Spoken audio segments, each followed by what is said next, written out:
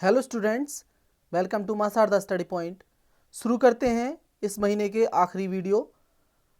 पहले हम करेंगे करंट अफेयर्स। तो पहला क्वेश्चन है कि टेरी, जिसको बोलते हैं दी एनर्जी एंड रिसोर्सेज इंस्टीट्यूट, की रिपोर्ट के अनुसार किस वर्ष तक कोविड-19 की वजह से भारत में बिजली की मांग 7 से 17% कम होगी?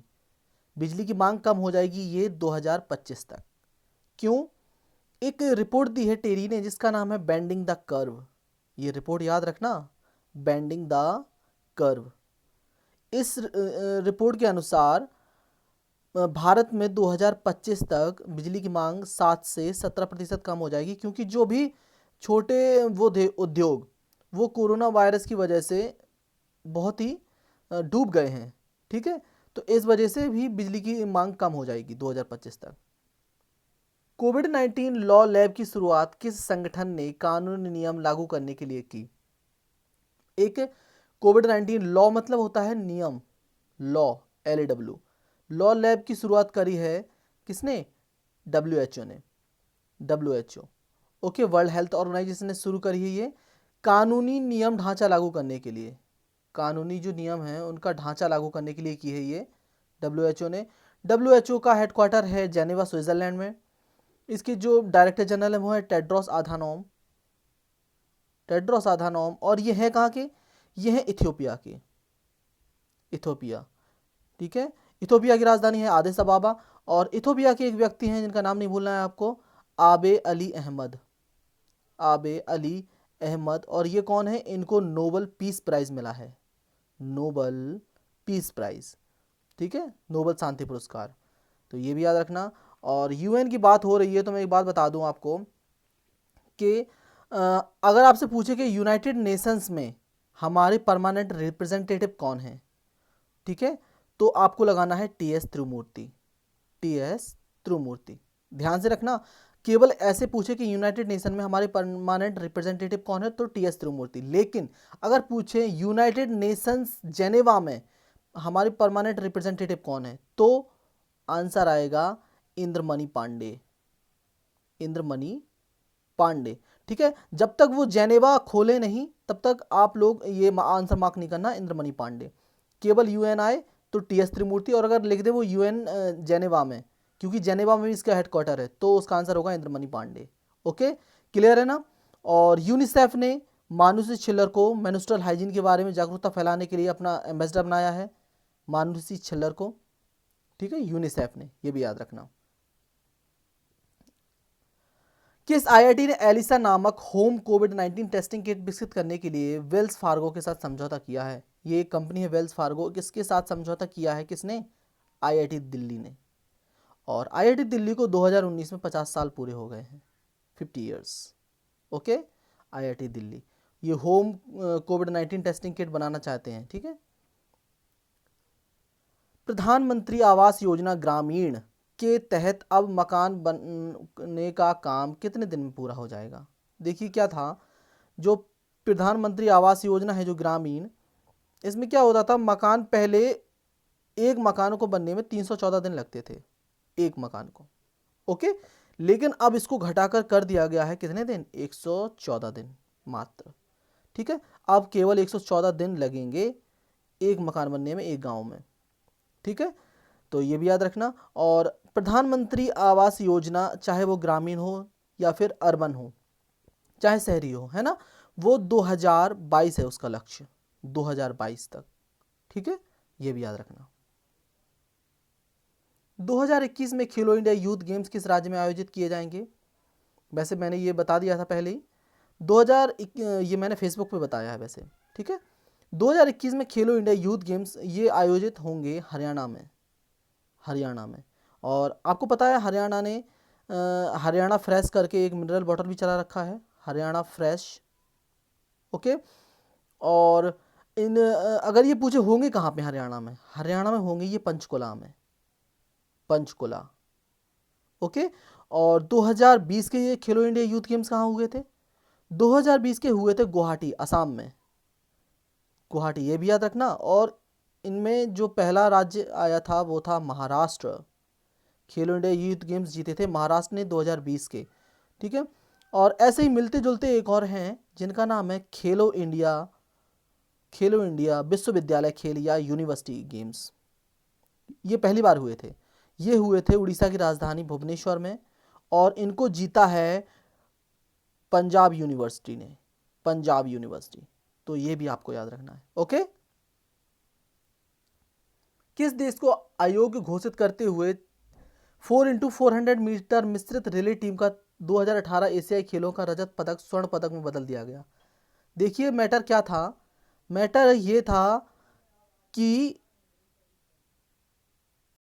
क्या था पूरा मैटर ये था, ये देश है वैसे बहरीन, बहरीन की जो 4x400 मीटर मिश्रित रिले टीम है उसने जीता था स्वर्ण, ठीक है, स्वर्ण। भारत ने जीता था रजत।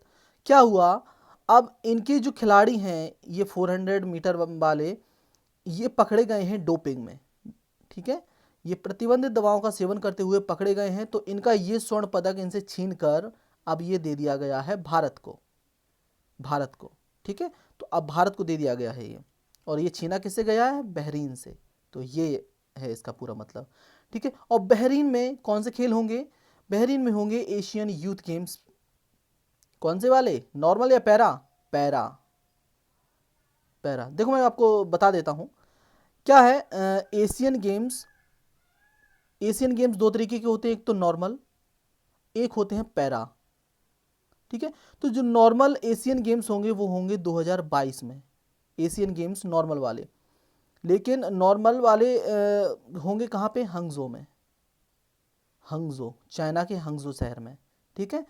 और पैरा वाले कहाँ होंगे? ये भी यहीं होंगे 2022 में। लेकिन इन दोनों के लिए वो अलग अलग है, जिसको बोलते हैं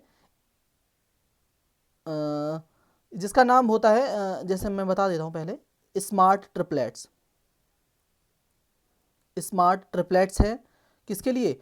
एशियन गेम्स 2022 नॉर्मल वालों के लिए। लेकिन एशियन गेम्स 2022 पैरा गेम्स के लिए है फीफी, फीफी, ठीक है। तो ये याद रखना आप लोग, क्लियर है ना? हाँ, इसको मैस्कॉट बोलते हैं, मैस्कॉट, शुभंकर, ठीक है। तो एशियन गेम्स 2022 के लिए नॉर्मल वालों के लिए मैस्कॉट है स्मार्ट ट्रिपलेट्स, और पैरा वालों के लिए है फीफी। अब बात करते हैं एशियन यूथ गेम्स की। एशियन यूथ गेम्स जो कि होंगे 2021 में, ठीक है। अब इनमें जो नॉर्मल होंगे, वो होंगे शंटो में, शंटो है चाइना में। लेकिन जो पैरा वाले होंगे वो होंगे कहां पे? बहरीन में, क्लियर है ना? वो होंगे बहरीन में। तो ये ऐसा है पूरा इनका डेफिनेशन। अगला है राष्ट्रीय पारगमन पास प्रणाली, यानी कि नेशनल ट्रांसपोर्टेशन पास सिस्टम के पायलट प्रोजेक्ट के तहत किन दो राज्यों को जोड़ा गया? ये क्या है? जैसे कि जो फॉरेस्ट प्रोड्यूस होता है, जो फॉरेस्ट से मिला हुआ जो भी सामान है वो एक दूसरे राज्य में बड़ी आसानी से पहुंच सके, कोई दिक्कत ना हो पहुंचने में। तो ठीक है, इसके लिए ये सिस्टम चलाया गया है। तो ये पहले ये चलाया गया है तेलंगाना और मध्य प्रदेश के बीच, चलाया गया है ये पहला सिस्टम, ठीक है। और ये प्रकाश जावड़ेकर ने ये प्रोजेक्ट शुरू किया है, ये भी याद रखना। मानव संसाधन विकास मंत्रालय MHRD, जिसको बोलते हैं ministry of human resource and development, इसने अपना नाम चेंज कर लिया है। अब इसका नाम हो गया है शिक्षा मंत्रालय। पता है आपको, नई शिक्षा नीति आई हुई है, उसके तहत इन्होंने इसका नाम भी बदल दिया है, इस मंत्रालय का नाम अब हो गया है शिक्षा मंत्रालय, जिसके मंत्री हैं रमेश पोखरियाल निशंक, कॉन्स्टिट्यूएंसी है इनकी हरिद्वार। मानव संसाधन विकास मंत्रालय ने किसकी अध्यक्षता में भारत में रुकें और भारत में पढ़ें समिति की स्थापना की? एक समिति बनाई गई है कि आप भारत में रुकें और भारत में पढ़ें। इस समिति के अध्यक्ष होंगे डीपी सिंह। कौन है? डीपी सिंह है यूनिवर्सिटी ग्रांट्स कमीशन के चेयरमैन, यूजीसी जिसे बोलते हो, यूजीसी के चेयरमैन, यूनिवर्सिटी ग्रांट्स कमीशन के chairman. FAO, food and agriculture organisation, जिसका हेडक्वार्टर रोम में है, इटली की राजधानी, द्वारा जारी वैश्विक वन संसाधन मूल्यांकन रिपोर्ट के अनुसार पिछले एक दशक में भारत में वनों की वृद्धि के मामले में कितने स्थान पर रहा भारत? भारत में वनों की वृद्धि पिछले 1 दशक में कितनी हुई है? ये भारत रहा है 3rd नंबर पे, तीसरे स्थान पे। फर्स्ट पे है चाइना, फर्स्ट पे चाइना है, सेकंड पे है ऑस्ट्रेलिया और 3rd पे है इंडिया। 1 दशक में सबसे ज़्यादा तीसरे नंबर पे भारत की वृद्धि हुई है वनों के मामले में। ओके, और इस रिपोर्ट में ये भी कहा गया है कि पूरी दुनिया का 2% वन क्षेत्र केवल इंडिया में है, 2%। ओके, और ये वृद्धि हुई है 0.38% 1 दशक में भारत में। अब हम आते हैं आज के क्विज पे।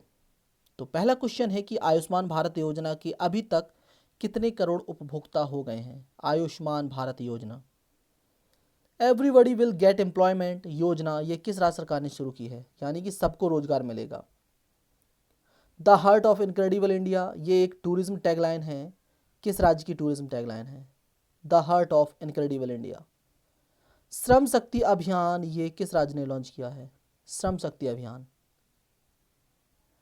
अगरकर रिसर्च इंस्टीट्यूट भारत के किस शहर में स्थित है? Agarkar research institute. Naomi Osaka हैं, ये किस खेल से संबंधित हैं? Naomi Osaka. Open sky treaty को छोड़ दिया है हाल ही में, पता है आपको? किस देश ने छोड़ा है ये ओपन स्काई ट्रीटी को? विश्व कछुआ दिवस, वर्ल्ड टर्टल डे 2020, ये कब मनाया गया?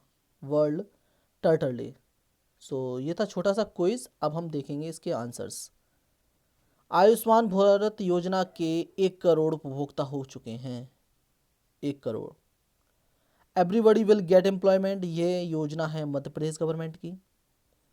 The heart of incredible India, ये भी टैगलाइन है मध्य प्रदेश टूरिज्म की। श्रम शक्ति अभियान, ये भी है मध्य प्रदेश का, तीनों मध्य प्रदेश के। ओके, अगरकर रिसर्च इंस्टीट्यूट, ये मैंने कई बार बताया है, ये पुणे में है। नाओमी ओसाका, ये खेलती हैं टेनिस प्लेयर हैं जापान से। ओपन स्काई ट्रीटी को यूएस ने छोड़ दिया है, यूएसए ने। ओके, विश्व कछुआ दिवस ये मनाया गया 23 मई को, 23 मई। अब आपको क्वेश्चन बताने हैं कमेंट बॉक्स में लिख के। खाद्य सुरक्षा सूचकांक यानी कि फूड सेफ्टी इंडेक्स में कौन सा राज्य प्रथम स्थान पर रहा था? फूड सेफ्टी इंडेक्स में मीरकैट सैटेलाइट लॉन्च की गई है हाल ही में, तो ये किस देश ने छोड़ी है? MeerKAT satellite. खीर भवानी मेला ये स्थगित कर दिया है कोरोना वायरस की वजह से, ये किस राज्य में लगता है? खीर भवानी मेला। सो ये था हमारा छोटा सा आज का सेशन। मिलते हैं कल, एक नए महीने का आगाज़ करेंगे।